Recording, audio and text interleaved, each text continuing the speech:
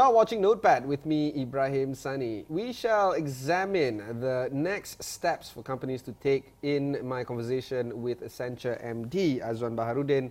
Azwan, thanks for joining us today. I just want to understand a little bit better about the new initiative run by Accenture right now, which is Malaysia Reimagine Now.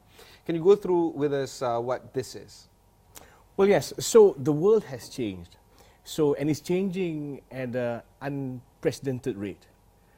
So we need to rethink of how we as citizens live, work, play, use transport, shop, and even learn.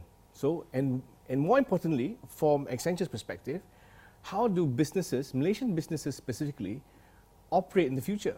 So actually it's quite interesting. So we had a global survey, right, when we looked at global companies, and we actually found that 54% of companies worldwide expect that more than half of the future business within the next 3 years to come from new businesses.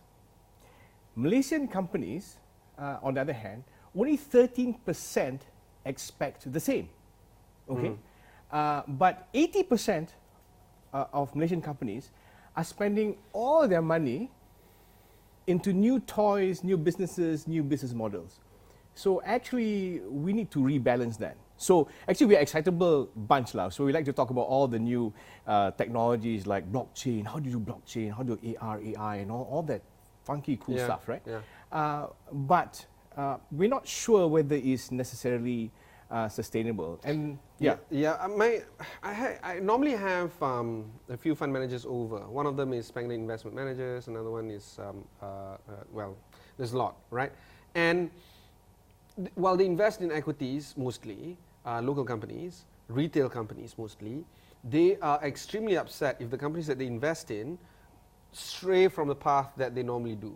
So for instance, if there's a retail company that that does well in retail, in clothing for instance, in F&B, and they start doing something different, they will speak up at the AGM and they will ask the managers and management and the board to explain themselves why they're straying from the path. And while these companies will defend their position on straying from the path, saying that no, we need new technologies, we need an app to better sell our products, whatever, right?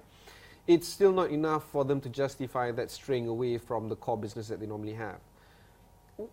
At what point would companies need to add value to the way they do things, and at what point do you think it's good for them to, I wouldn't say pivot, but just add more verticals towards their businesses?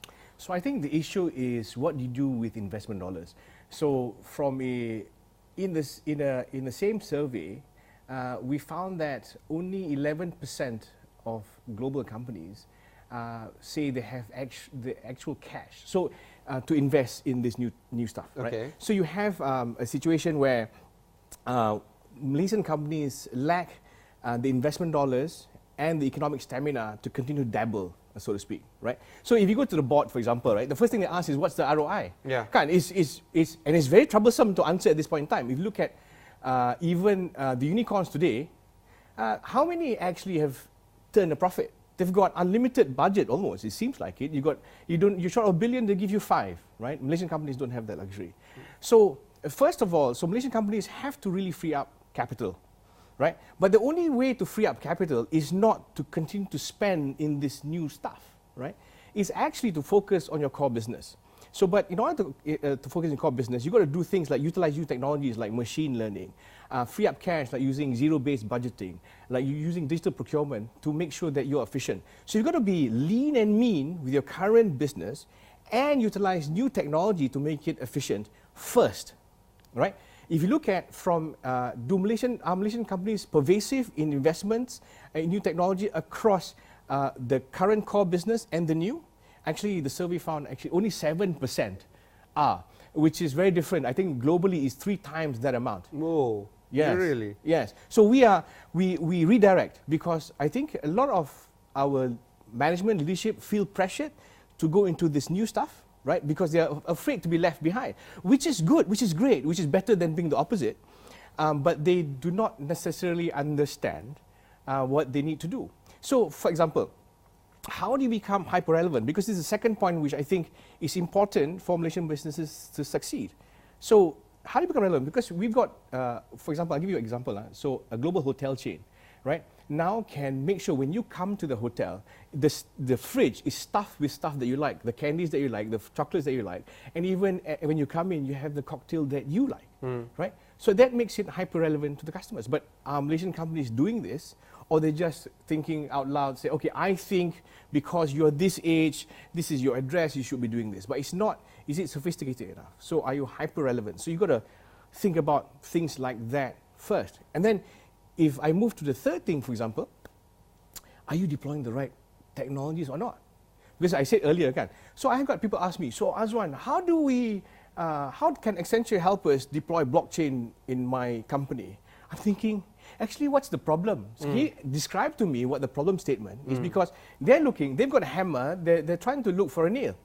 So this happens a lot. So because they're pressured, the board is pressured, management is pressured. So are you using all these new technologies? Are you using machine learning, blockchain, AR, AI, right? So are you using all those? Are you using cloud, right? So how's that happening for you? Yeah. So Yeah. and that's a problem, because, for example, you mean Right. I want to zoom out right now, Yeah, because sure. what your statements here, the thing that I'm trying to assess is, it sounds like you're describing an existential problem at the strategic level of Malaysian companies, where at that stage, at that strata, those who are supposed to come up with strategies are not thinking strategically enough. Is that a fair comment to make for Malaysia Incorporated? I don't think it's necessarily not being strategic enough. I think, first of all, you need to be educated in how technologies are confluencing, right, and industries are converging. Okay, sorry. Sure. Does this mean that I dare say that the younger people here in this country are well versed? In fact, they are educating the rest of us on how to cope with the new technologies involved, the kind of talents that are needed, those kind of stuff. But the strategy makers of the country right now, particularly the GLCs and all that, they're not born in this century, let's put it that way, right? Do you think that there comes a time when you need to get young people into the strategic level to help them close that gap of knowledge, or close that knowledge gap? Absolutely, and in Accenture we do. So the first thing I did was, you know what? Great ideas doesn't come with age. Great ideas come from anyone, anywhere, anytime. So that's what happens all the time. One of the things that we need to look at is how we construct our future workforce. So a lot of companies, the better companies, kind of look at it from, how do you run as a startup? How do you empower, especially young folks, right, in the organizations, to have their own budgets, their own ability to hire, their own ability to drive their own R&D and businesses and marketing to drive their business. So if you can think like that, and you cannot think of it from as a side kind of business, it's got to change to the core. This is a problem. When you do halfway, tak jalan, because as soon as this is not showing profit or it doesn't work, the first thing you do is you pull back. Yeah. You got to follow through. Yeah. So you got to allow the thing to gestate. Correct. So you plant a seed today, you cannot bear fruit tomorrow. Yeah. So you got to have a bit of faith in this. But then you do need the guidance of the young ones. So the workforce matters in this case, and the construct, the type of people that we hire are also important. Because here's the thing, the young folks do not have the wisdom of previously running organizations that have run profitably. They have great ideas, and their ideas are suited to their own lifestyle, the way of living. So they want everything to come to them, kan? So they tak mau, why should I have to queue? Which is fair enough. Actually, you and me also don't like to queue, honestly, right? Yeah. But which is great, and we should use that. But I think the usage and tapping on the talent of the young is absolutely key today. All right, we'll take a short break. When we come back, we'll discuss a little bit more with Accenture. Don't go anywhere. Thank you.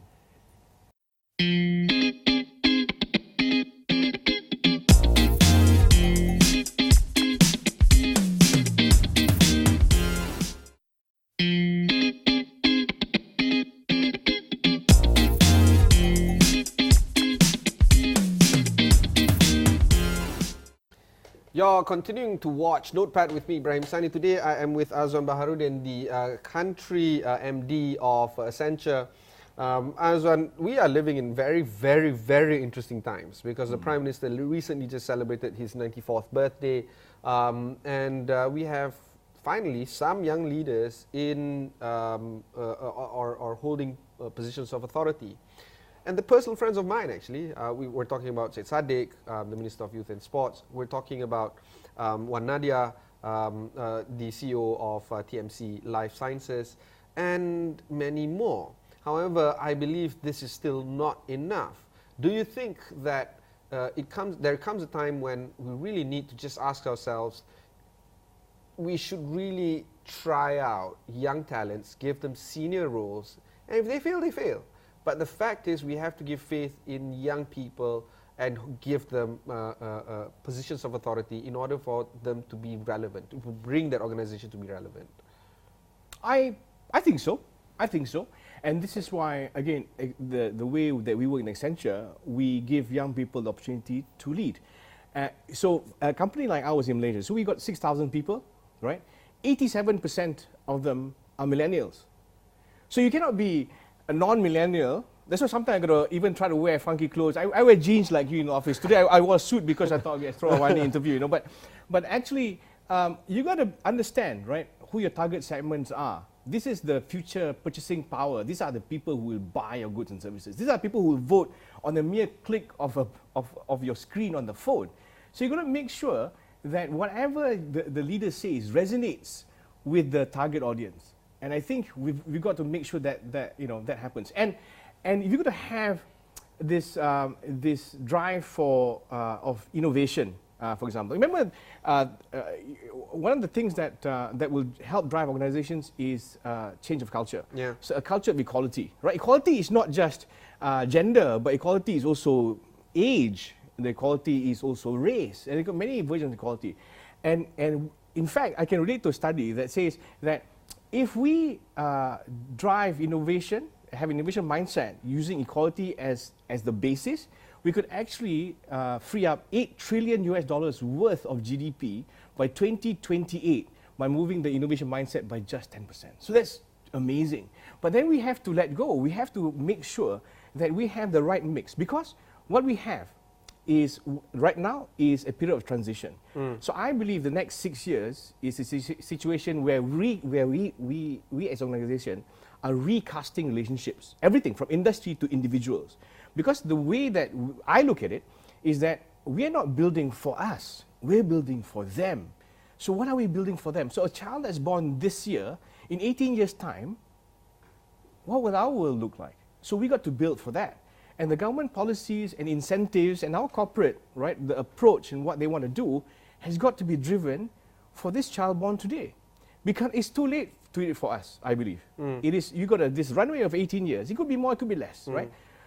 But we've got to think about them. So the first 6 years is about making sure that we set the right foundation for the 18 years. And then the next, because 18 years is 3 tranches of 6 years. The second 6 years is about scaling that. So once we kind of figure out what it is they're trying to do, then we scale that. The last 6 years is correction, because just like whatever vision or whatever plan we have, we need to correct. And it's too long in the future for us to think about what is it that we're going to do anyway. I'm sorry, this is the first time somebody has been telling me, or comes here on this show and tells us, okay, this is an 18-year kind of roadmap that we need to venture on with 3 tranches of 6 years. It's an interesting way of looking at things. Do you think that Malaysia has what it takes to actually gear ourselves up to meet these kind of future expectations? Are we, I guess, benchmarking against other markets, other states, other regions? Are we less, I guess, competitive in making this work for us, or are we better positioned? No, I think we have enormous potential, right? So our GDP grew 3 times between 97 and now. There's 100 billion to 325, perhaps more. It depends what the number is. But if you look at Vietnam, they were 27 billion in 1997. They're about 227 billion now.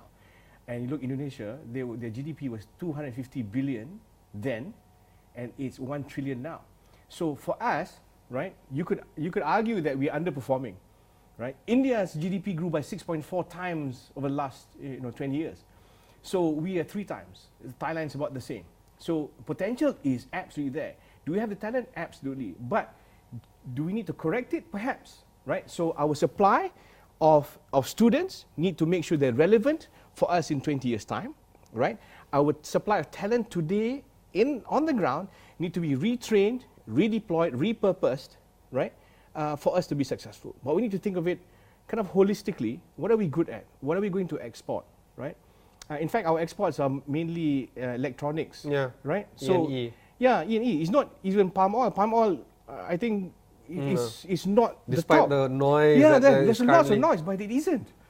So why are we not focusing on those, right? With all the trade situation between the US and China, I think we have a real opportunity and advantage, especially companies in ASEAN. You've got Vietnam, Malaysia, Indonesia trying to go after Chinese American business, but so is India. So India is positioning very strongly, but so are we. I think that's an opportunity for us. How does the governments of the world actually fall into place? Because trade is everything right now moving forward. Young people are focused less on government intervention.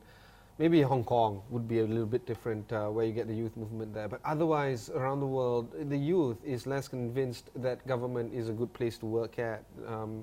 Do you think governments of today are still slow in reacting towards the demands of the world? I think it's not just governments. I think it's everybody. Because nobody truly understands what's happening. Because even for us, when we learn something, next week it's outdated. So because new technologies, new concepts come up, right? And they can come from anywhere around the world, from any type of company, any type of business, right? So everybody's getting disrupted. So I think from whether governments can catch up or whether they are hit the curve, I think everybody obviously will be able to say that actually we can do better. But that's why we have this concept called show not tell. So sometimes to teach somebody, if you give them a textbook, it's very hard to understand, right? So it's easier to just show them. Let me show you. For example, for innovation, we've got an innovation architecture, for example. We have an organization that does research straight through ability to implement and co-create with the clients. So these are very serious stuff. So we deploy a lot of people in here to create value to the clients. I think government needs to do the same. It also needs to have a single platform to drive innovation in the country and to understand the technologies that's being deployed today and how businesses are changing. Right? Okay, we'll take a short break. When we come back, we'll talk a little bit more about Accenture as a company in this country. Don't go anywhere.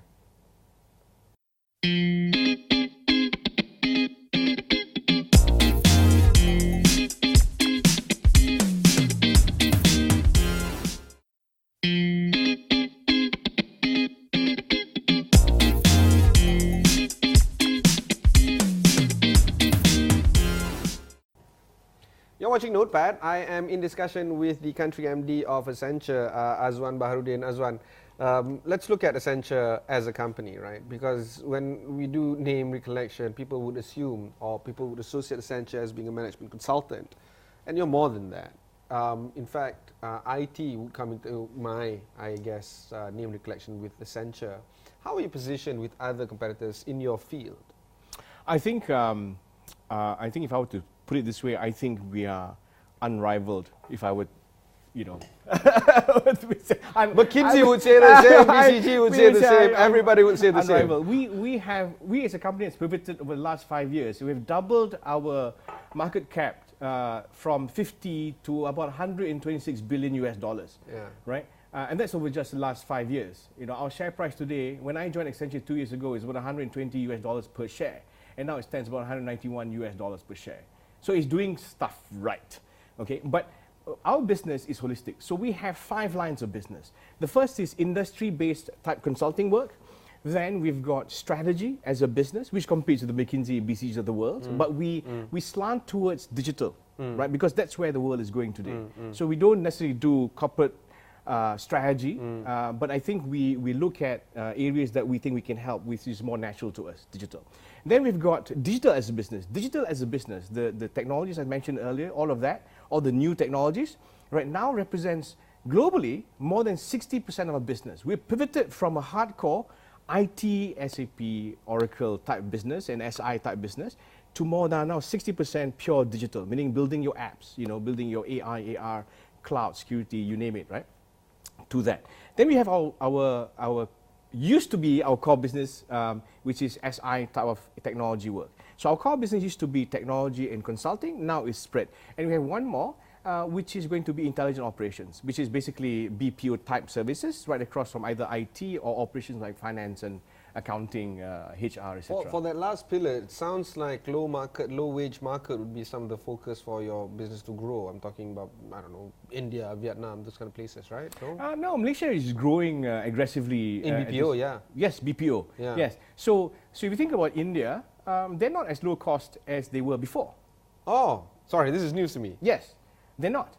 In fact, because of our currency, right, we have a very competitive currency. Yeah. What I find is a lot of global multinationals are coming to set up their BPO operations in Malaysia. So even in the last year, so I was asking, somebody must be doing a great job for having all these conversations, having with Accenture with these global multinationals. So that's happening. So we've got, so internally even, we compete as a delivery center between India, China, and Philippines, for example, right? But the one way to do this, to enhance, because we don't have so many people, our population need 33 million, you cannot compete with so we don't have people to throw, right? In fact, the number of people we have in Philippines is more than 50,000 people. Accenture works in Philippines, right?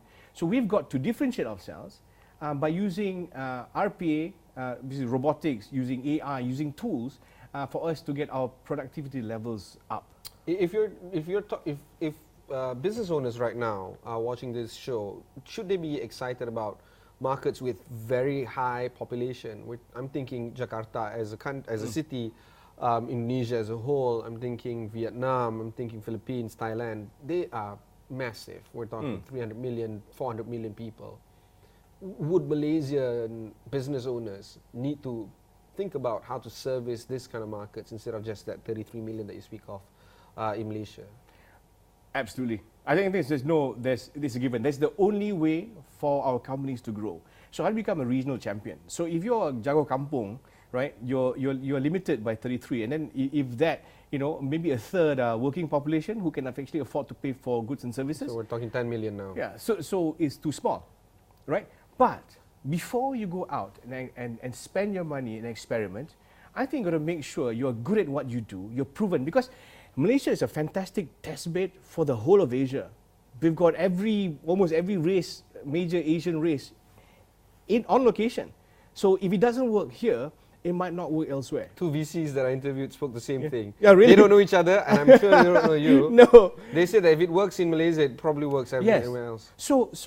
So actually, from a GLC perspective, we're here. So experiment. If it works here, quickly export. But be clear what you export. Don't be convoluted in your thought process. Be clear. What is the one or two things that we are good at, that we can bring seed to Indonesia, that they will bite? $1 each is $250 million US, is $1 billion ringgit a year. So why can't we do that? The challenge that I see in terms of rolling out region-wide is on language. You don't imagine this being a problem in Europe or in the US, where one big language is actually dominating the rest.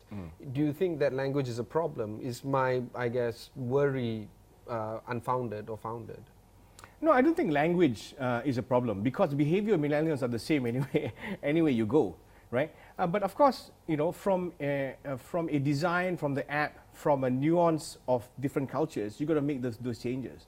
But for example, everybody eats. They eat it kind of arguably 3 times a day. So you got some basic norms, right, in every location. So I don't think language is necessarily a barrier. But of course, there is freedom of movement across the ASEAN countries, perhaps. It's still not quite there yet. I think we need to take a look at those. I'm actually preparing a trip to Myanmar. I'm kind of surprised that we need a visa there. That is just for tourist activities. Really? Imagine for business, It's not that easy hiring people across the borders. Again, back to government, right? No? Do you think government will get around to this? I don't know, you got to ask them. Right, that's my chat with Azwan Baharuddin, the Country Managing Director of Accenture. If you missed any part of this interview, just head on to extraordinary.com/notepad. All the interviews are located there. Also, you can watch this interview and many others like this on the Awani app. Just download the Awani app on on places that you get your app, such as the Google Play or the Apple App Store. Thanks very much for watching, and goodbye. Thank you, sir. Thank you. Very good.